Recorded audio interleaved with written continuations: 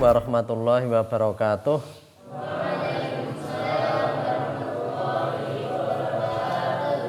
Alhamdulillah wa syukrulillah la haula wa la quwata illa billah. Assalatu wassalamu ala rasulillah Muhammad ibn Abdillah amma ba'du. Adik-adik semuanya, anak-anakku semuanya, alhamdulillah pada kali ini kita bisa melanjutkan pelajaran kita ya. Jadi sebagaimana biasanya kita akan bersama-sama bertadabur ya, merenungkan hadis-hadis, ayat-ayat nanti yang penting bagi kita untuk mengistiqomahkan keimanan kita, menjaga dan senantiasa agar selalu meningkat. Kali ini kita akan bersama-sama merenungkan, mentadaburi, mentafakuri gitu ya, terkait dengan larangan berbuat sombong. Jadi Rasulullah itu sangat tegas terhadap larangan kesombongan. Jadi dikatakan dalam sebuah hadis sahih itu demikian. La yadkhulul jannata man kana fi qalbihi mithqala dzarratin min kibrin. Tidak akan masuk surga orang yang di dalam hatinya itu ada sekecil dzarrah ya, min kibrin dari kesombongan. Sekecil dzarrah itu, ya dzarrah itu kan kecil sekali. Wa may ya'mal mithqala dzarratin khairan yarah wa may ya'mal mithqala dzarratin syarran yarah. Jadi dzarrah itu ada yang mengartikan biji sawi. Karena ketika itu benda terkecil ya biji sawi. Tapi kalau sekarang orang kan sudah tahu yang namanya dzarrah itu adalah materi yang paling kecil. Ya, yang paling kecil bisa dilihat manusia apa sekarang? Dengan mikroskop elektron itu hal-hal kecil saja bisa. Seperti kamu melihat, kenapa kamu tahu bahwa virus corona itu kayak bola yang kemudian ada semacam itu ya, semacam tiang-tiang jari-jari gitu itu karena padahal bendanya kecil sekali, itu karena kecanggihan manusia. Sehingga dzarrah ini adalah zat yang sangat kecil. Sekecil apapun rasa kesombongan dalam hati itu kalau ada, Rasul itu bersabda, la yadkhulul jannah, tidak masuk surga.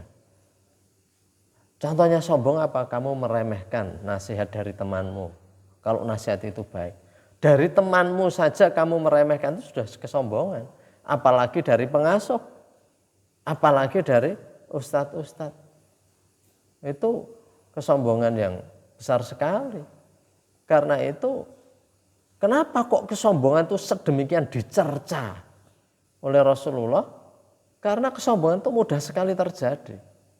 Saya di kesempatan lain sebelumnya sudah menyampaikan ya, hadis Rasul juga yang nanya kesombongan itu adalah batarul haq wa ghamtun nas, menolak sesuatu yang benar dan meremehkan manusia. Kita semuanya enggak boleh meremehkan orang lain. Sebagaimana Rasul itu mengajari bahwa meskipun seseorang itu bekas budak hitam ya, tetapi dia tetap dihormati. Dia tetap dihormati. Malah Rasulullah menghormatinya lebih dari kehormatan orang-orang yang kaya-kaya dan mungkin tampilannya ganteng-ganteng. Itu karena apa? Karena memang kita enggak boleh meremehkan orang. Kalian nasihat yang baik dari siapa saja yang datang diambil.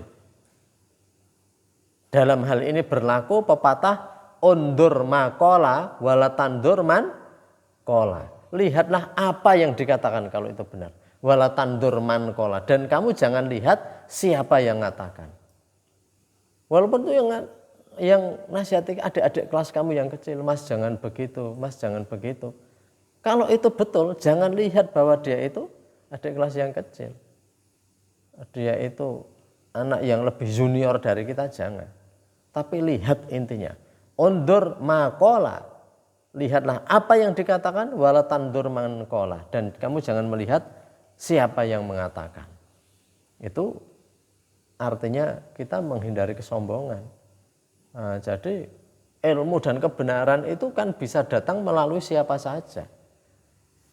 Karena itu walaupun guru, kalau muridnya ada yang menyarankan dan ternyata mengoreksi, harus diterima.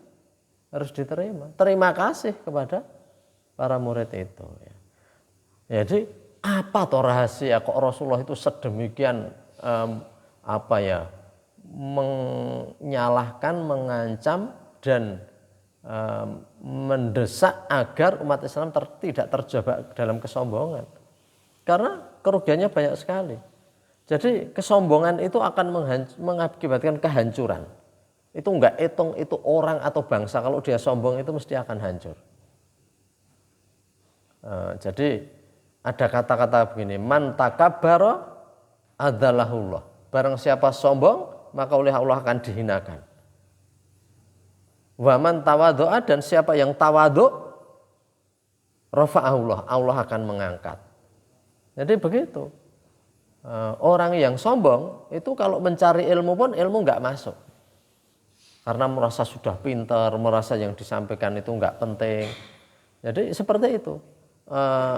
Jadi orang menuntut ilmu pun harus orang yang tawadhu. Karena ilmu itu seperti air, dia enggak akan bisa ngalir ke tempat tinggi. Kalau kamu merasa hebat, merasa tinggi, enggak masuk itu. Tapi kalau kamu itu merasa rendah, air akan mengalir ke tempat rendah. Jadi begitu. Kesombongan itu akan hancur. Contohnya siapa? Fir'aun. Fir'aun itu sombongnya bukan main. Apa kata Fir'aun itu yang dikutip dalam Al-Quran? Dalam surat An-Nazi'at ayat 24, Fir'aun Al-Quran mengatakan bahwa Fir'aun itu bilang begini. A'udzubillahi minasyaitonirrajim. Faqala ana rabbukumul a'la. Ya Fir'aun. Sombongnya bukan main. Jadi sayalah Tuhanmu yang paling tinggi. Fir'aun bisa sesombong itu ya, karena kekuasaan Fir'aun itu luar biasa ketika itu.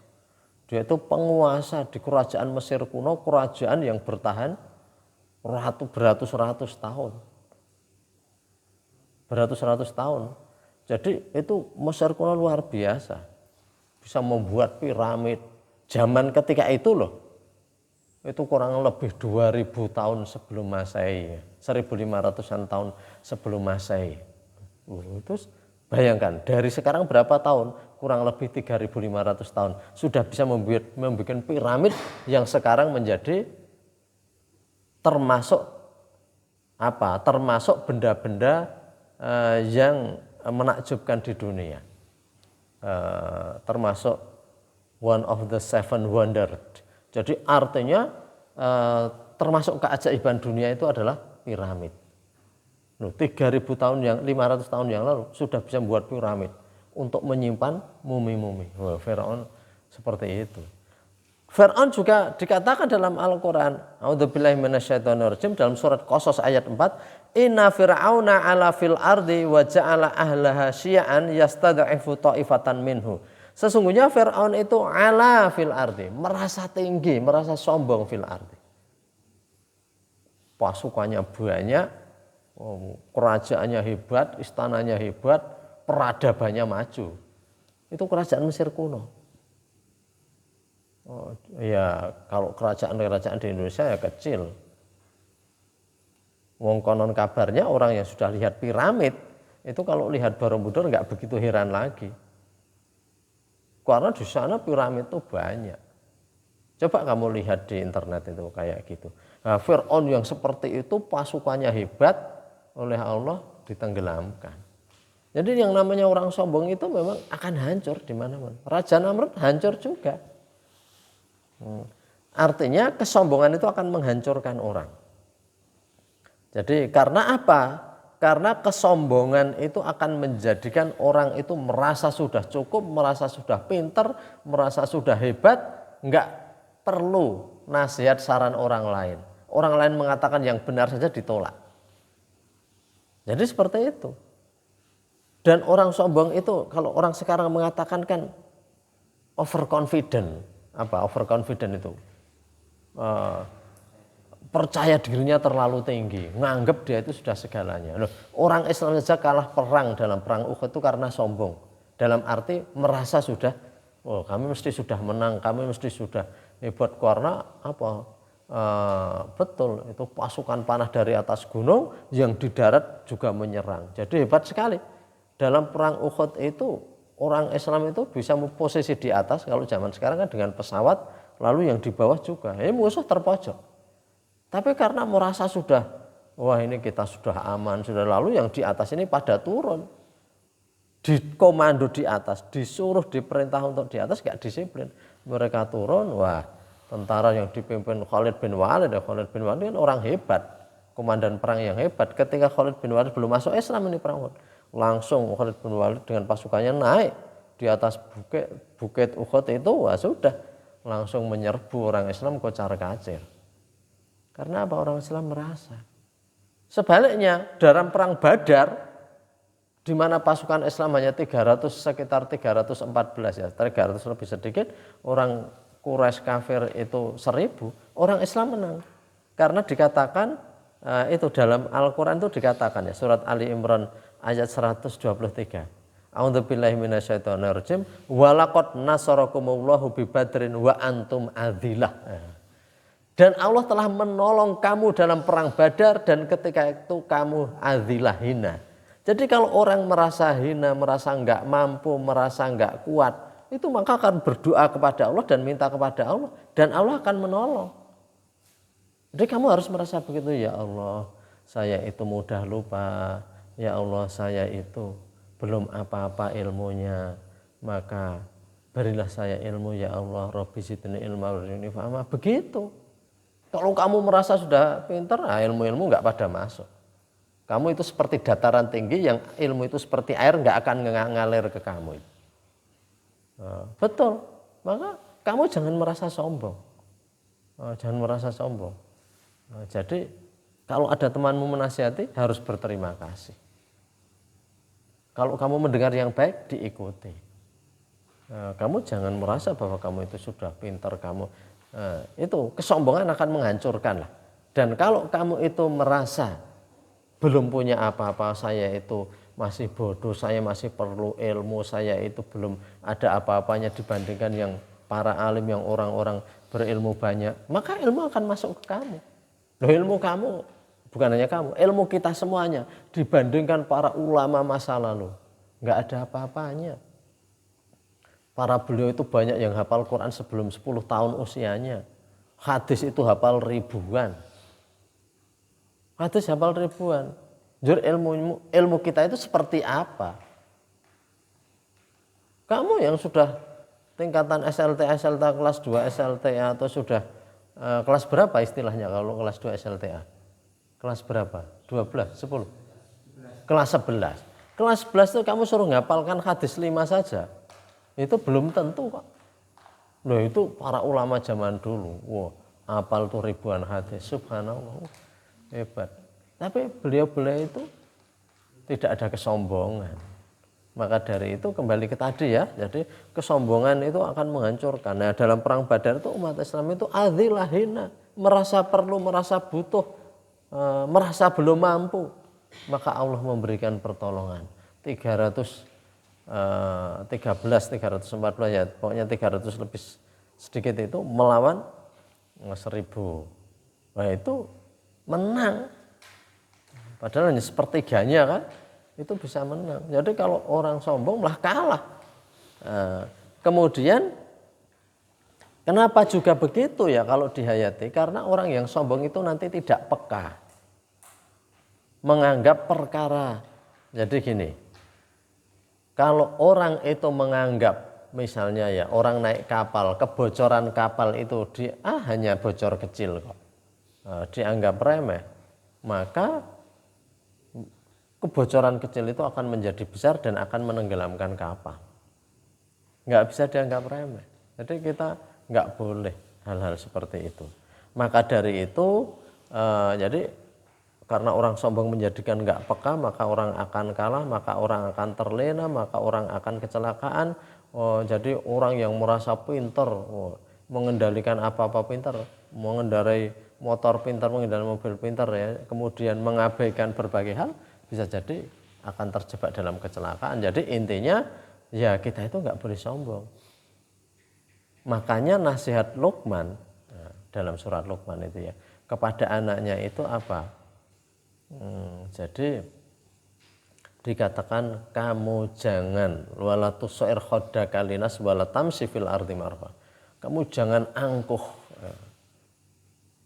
Berjalan di muka bumi itu kamu jangan merasa hebat, merasa pintar.